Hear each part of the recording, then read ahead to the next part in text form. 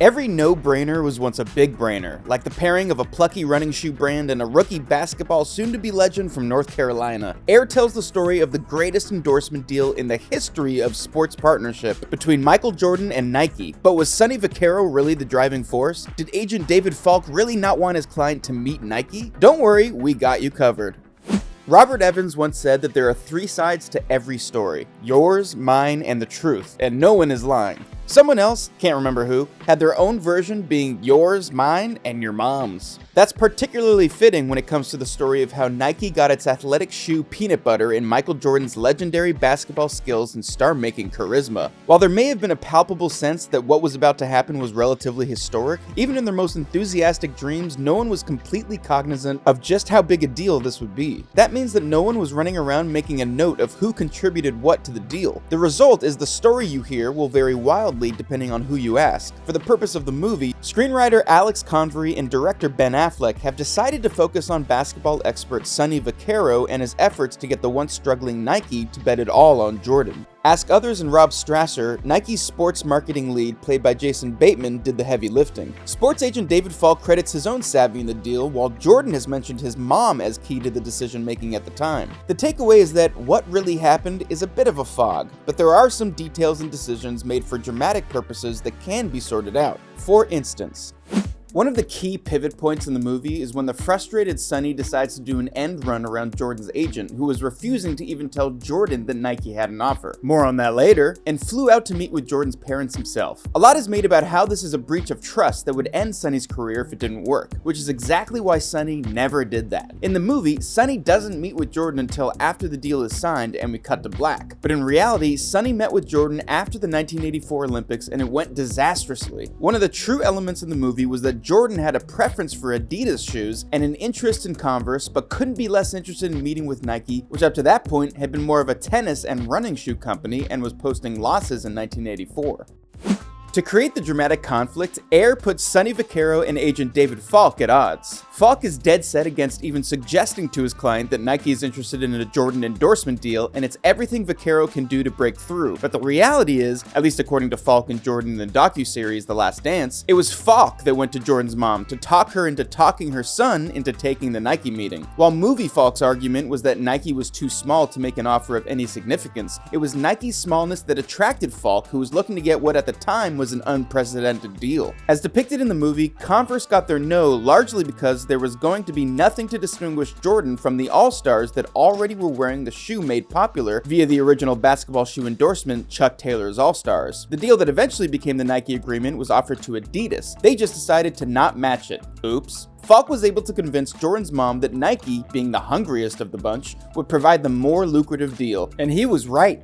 Much of the narrative in Air revolves around Vaccaro convincing Nike co-founder Phil Knight to use the entire endorsement budget of $250,000 on just Michael Jordan. That seems like a lot of money, especially for someone fresh out of college. Turns out though, that figure was twice as high. Jordan was offered $500,000 a year for 5 years at a total of $2.5 million and 25% off any sale of a shoe bearing his name. Nike did also pay the $5,000 fine for the shoe not being 51% white, and even released a banned ad where they highlighted that the Air was introduced on October 15th, and by the 18th, the NBA had banned the shoe, but they couldn't ban you from owning it. As we know, that $2.5 million was just a drop in a very expensive bucket that changed sports endorsements forever and made the superstar super rich.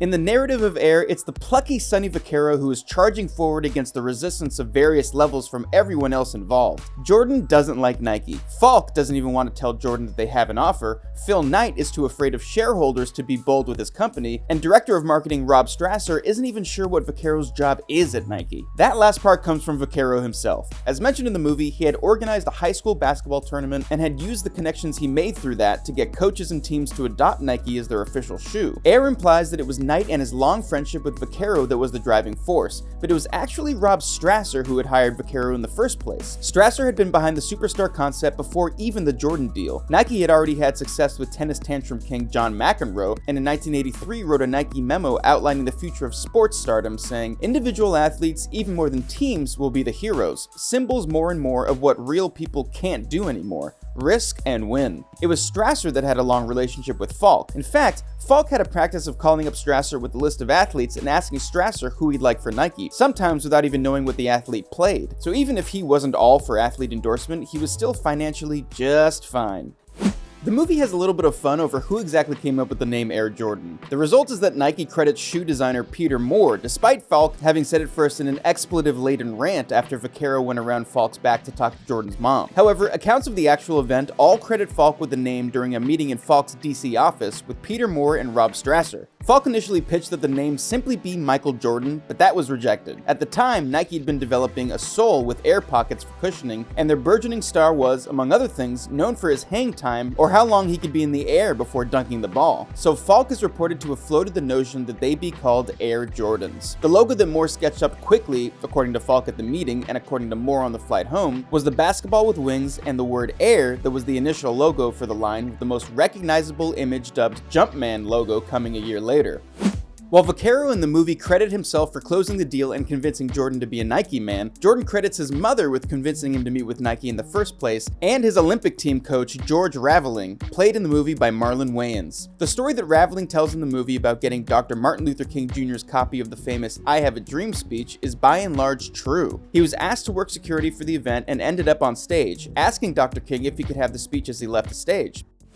Despite Strasser and Falk playing a much more active role than depicted in the movie, Vaquero really was a key part of making the deal happen, and the process took a lot longer than implied by the movie. For the movie, Sonny is making a late last-ditch plea to Jordan, risking losing out on any other rookies that Nike could have worked with. Vaquero's plea to Jordan's mom comes just ahead of a long weekend of visiting shoe company headquarters that eventually included Nike. During an interview on the Dan Patrick Show, Vaquero described the process of convincing Jordan to join Nike as a 3.5-month process of stressing just how much Nike was willing to do for the future GOAT.